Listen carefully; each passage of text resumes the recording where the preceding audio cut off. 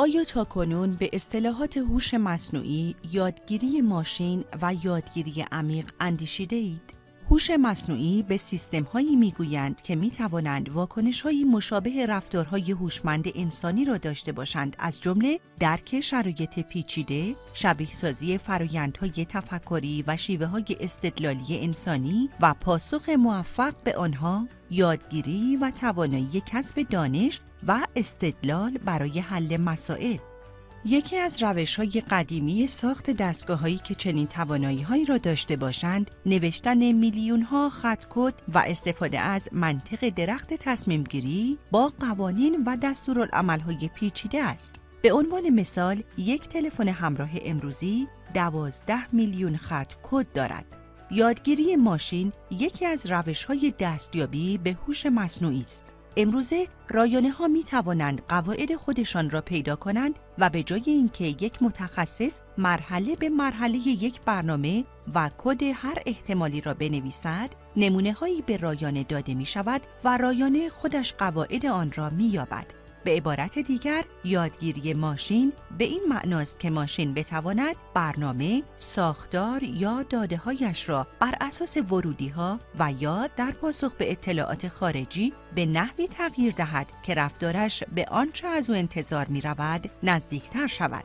به عنوان مثال، شرکت گوگل یک سیستم هوش مصنوعی بر اساس یادگیری ماشین طراحی کرده است که می‌تواند بازی‌های مختلف مانند شطرنج را فرا گرفته و با انسان‌ها و یا رایانه‌های دیگر به رقابت بپردازد. این الگوریتم در ابتدای پروژه تنها از قوانین اولیه بازی اطلاع دارد، ولی به مرور داده‌های خود را تکمیل می‌کند. تعامل شما با برنامه جستجوی گوگل هم مبتنی بر یادگیری ماشین است. این برنامه بیش از 100 میلیارد تارنما را بررسی می‌کند که بررسی این تعداد تارنما خارج از توان انسان است. و نکته جالب این که هرچه بیشتر از این ابزارها استفاده شود، دقت آنها افزایش می‌یابد. یادگیری عمیق یکی از شاخه‌های یادگیری ماشین است.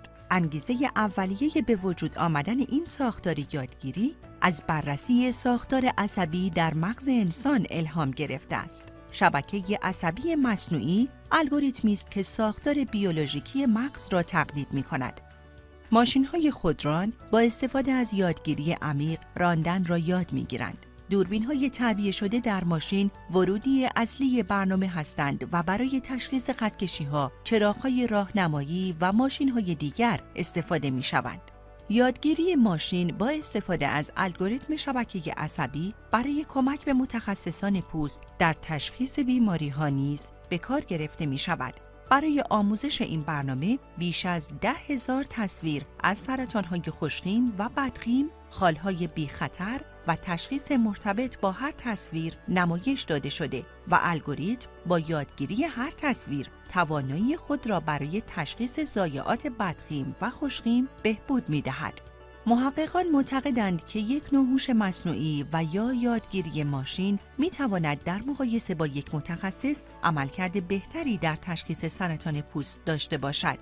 برنامه گوگل ترنسلیت با استفاده از یادگیری عمیق قادر به ترجمه کلمات هم به صورت نوشتاری و هم به صورت صوتی است.